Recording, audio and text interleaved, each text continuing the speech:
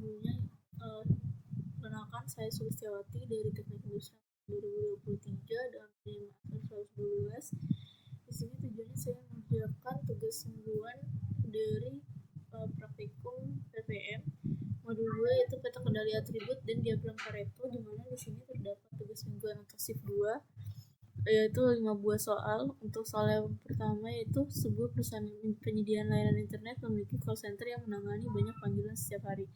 Manajemen ingin memastikan bahwa proporsi panggilan bermasalah, misalnya panggilan terputus, jawaban salah, atau pelanggan tidak puas, tetapi dalam batas kendali statistik. Untuk itu dilakukan pencatatan selama 20 hari, di mana di sini terdapat tabel di mana manajer call center ingin mengetahui apakah proporsi panggilan bermasalah setiap harinya masih dalam batas kendali statistik atau ada tanda bahwa kualitas pelayanan call center ini sedang menurun. Untuk mengetahui soal nomor 1 ini memakai peta kendali apa, untuk kasus call center ini paling pas dipantau pakai peta kendali P, karena kita lagi ngecek presentasi panggilan bermasalah, bukan jumlah totalnya. Lagi pula total panggilan tiap harinya berbeda-beda, jadi batas kendalinya juga harus ikut menyesuaikan. Kalau pakai jenis peta kendali lain hasilnya kurang pas, maka peta kendali P ini cocok untuk lihat apakah presentasi masalah tiap harinya ini masih normal atau sudah keluar batas. Untuk pengerjaan nomor 1 hingga nomor 5 memakai software RStudio, di mana dan mengaktifkan package dengan install package readXL dan install package QCC. Lalu selanjutnya membaca package-nya dengan readXL dan library QCC untuk membuat peta kendali. Maka setelah itu menginput data Excel RStudio, di mana masing-masing nomor ini mewakili jenis peta kendali yang berbeda, yaitu nomor 1 sampai nomor 5. Lalu selanjutnya untuk soal yang tadi, untuk soal yang pertama itu membuatnya dengan peta kendali P, karena di sini kita akan menentukan ukuran sampelnya berbeda-beda, di mana yaitu untuk QCC-nya itu panggilan bermasalah, size-nya jumlah panggilan, type-nya itu P, title-nya itu peta kendali, untuk X-lab-nya itu pengamatan ke, dan Y-lab-nya itu proporsi panggilan bermasalah.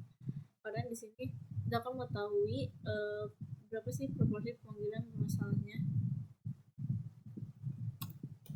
Nah, setelah itu maka menampilkan data outlier dengan CCP violation, di mana itu untuk mengetahui violation ini untuk mengetahui pengantar mana yang keluar dari batas kendali.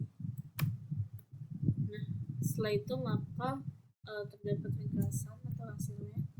Maka ini untuk plots-nya, dan di sini untuk jumlah minimumnya itu 0,05, lalu ada mediannya 0,06, mediannya 0,6, maksimalnya 0,1. Lalu di sini ada summary dari sampel grupnya.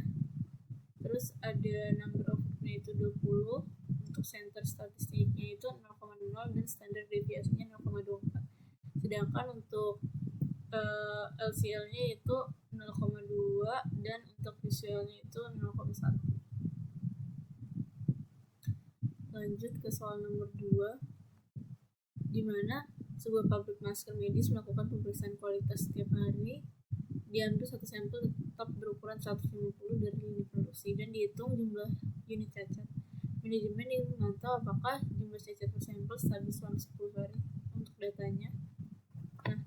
Nah, untuk soal nomor 2 ini karena ukuran sampel yang dicek setiap hari itu selalu sama, yaitu 150 unit, jadi kita lebih pas itu pakai peta kendali NP, karena peta ini memang dipakai untuk mengontrol jumlah unit cacat, bukan presentasi. Kalau ukuran sampelnya tetap, jadi kita bisa langsung lihat naik turunnya jumlah cacat tiap hari dan tahu apakah jumlah itu masih normal atau sudah keluar dari batas kendali. Nah, untuk soal yang kedua itu membuat lalu selanjutnya membuat peta kendali NP, di mana sama untuk peta kendali P itu CCNP. Lalu untuk ini jumlah cacat sampel, untuk type NP, title itu peta kendali, X-lab pengamatan, dan Y-lab itu jumlah unit cacat. Maka setelah itu saya running. Selanjutnya saya akan menentukan data outlier-nya dengan violation dan melihat ringkasan dari peta kendalinya. Nah, dapat dilihat bahwa untuk summary dari jumlah cacatnya yaitu 6, lalu untuk median 10, minus 10, dan maksimalnya 14.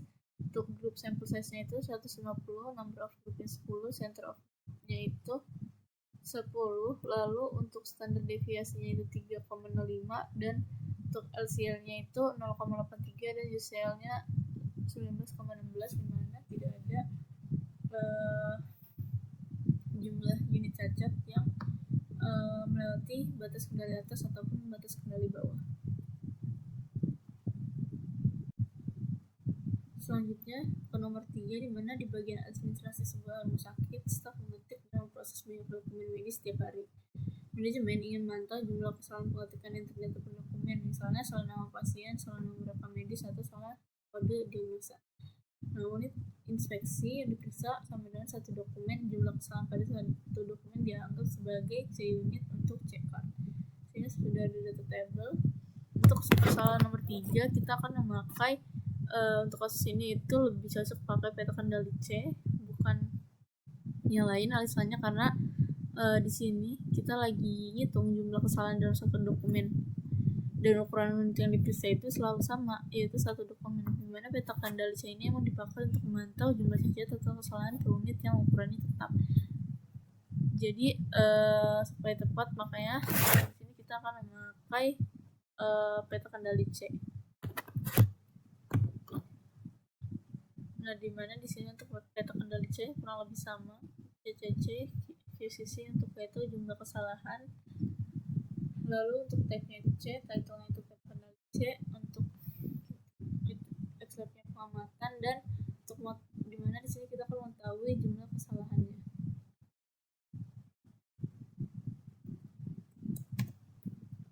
Setelah itu keluar untuk peta kendali C-nya, lalu menampilkan data, maka ada data yang outlier, ternyata tidak ada, lalu melihat ringkasan peta kendalinya.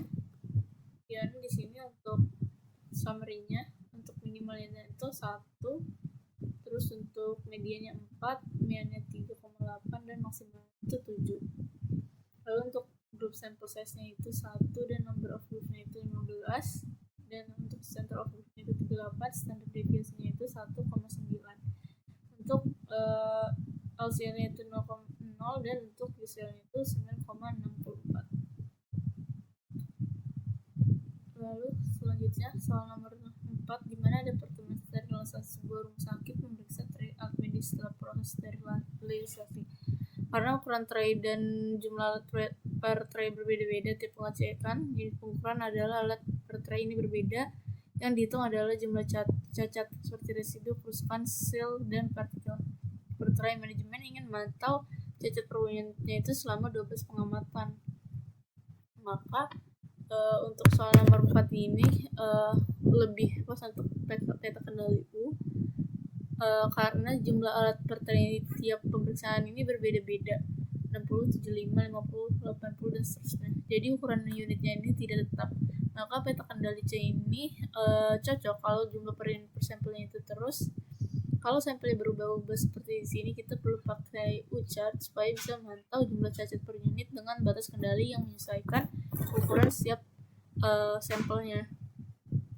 Maka yaitu membuat peta kendali U dengan CCU, kisahnya itu cacat, untuk size-nya itu NI atau alat atau tray, tipnya U, title-nya itu peta kendali U, untuk lab-nya itu pengamatan keberapa, dan lab-nya itu kita untuk mengetahui cacat per unitnya.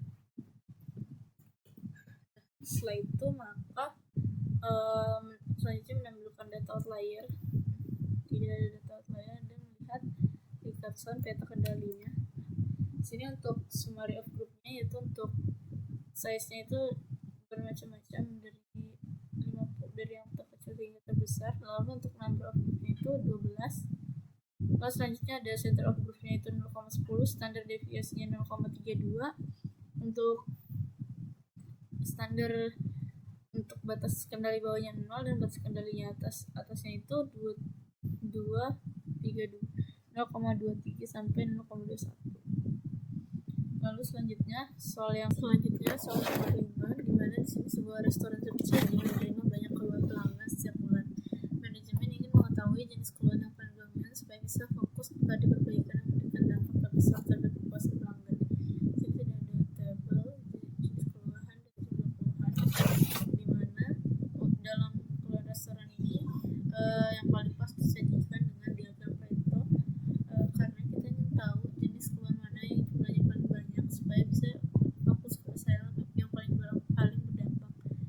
Diagram Pareto juga menampilkan keluhan dari yang paling sering sampai paling jarang, sekaligus menunjukkan presentasi kumulatifnya.